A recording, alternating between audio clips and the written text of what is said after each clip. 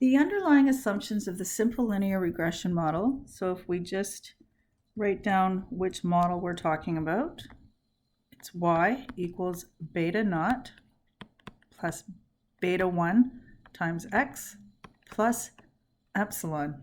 Now, epsilon, if you remember, were the error terms. So we need to have these conditions met. The model is linear. The model error terms, that's these, have constant variance. I will explain that in a moment. They are also to be independent of each other, and they are normally distributed. And another word for error terms is residuals. And so how do we check these points and what do they mean? So we can look at the residuals and the residual plots to see if our underlying assumptions have been met. And if they have, that means we have a good model and we can rely on the predictions. Okay, so moving here. So if we look at our example, we had the sales in Canadian dollars versus the time spent in minutes for 5 customers on the support chat feature. And we looked at this and we saw it was linear. So we then constructed this least squares regression line right here, y hat equals 75.222 plus the slope was 0.519 times x. So what we're looking at here is the way we came up with the slope and intercept was we minimized the vertical distances to be as small as possible, the sum of the squares of the error terms to be as small as possible. And so the vertical distances, that's all of these little distances to the line. And so we minimize that to be as small as possible to get these two values. That's the method of least squares. And then we arrive at the least squares regression line. Okay, so if we take those vertical distances, they're residuals. So these vertical distances are called the residuals. And if you think of it, it would be y, that's the vertical y. So subtract the y hat. We have then 5 points. We would then have 5 residuals. And we can plot these residuals if we take the line and turn it horizontal and set it at 0. So now we have what is called a residual plot. We have the residuals along the vertical axis and time remains on the horizontal. So notice that the formula y minus y hat, some of the points will be positive. Those are the points that were above the line. That's these two. And then some of the residuals will be negative. 3 are negative. That's these points here, 1, 2, 3, because they were below the line. The sum of all the residuals will equal 0.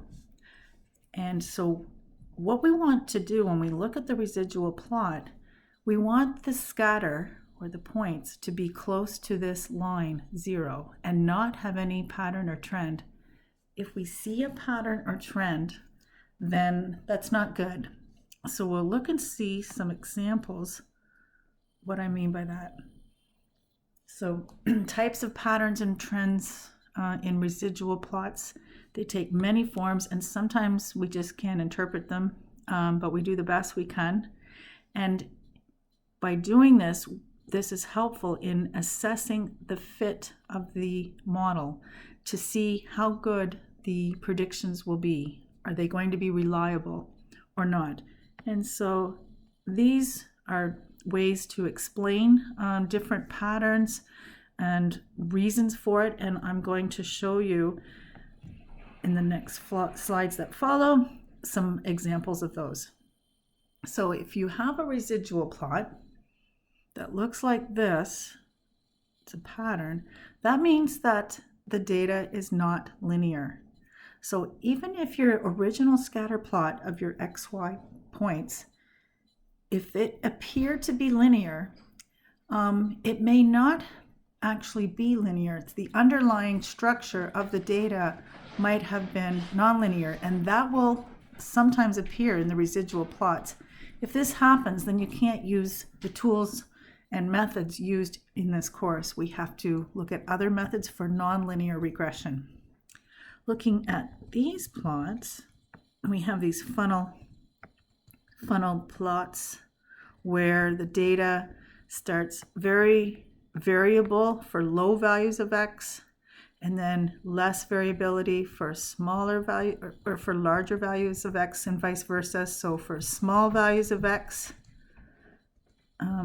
it's less variable, and then for high values of x, there's more variability. So we don't have a constant variance with our error terms or residuals.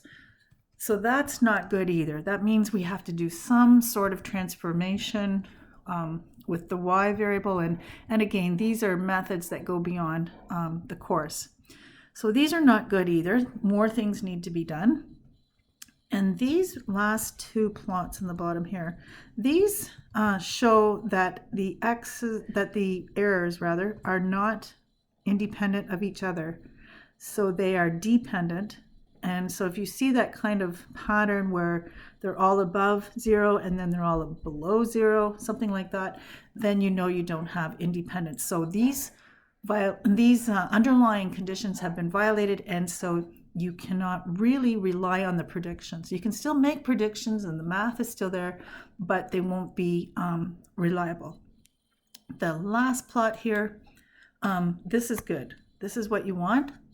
It's good for the values of x starting from here in your data to here, and you can see it's nice scatter. It's structureless, and it's about 0. There's no patterns and there's no trends. So this is what we want to see.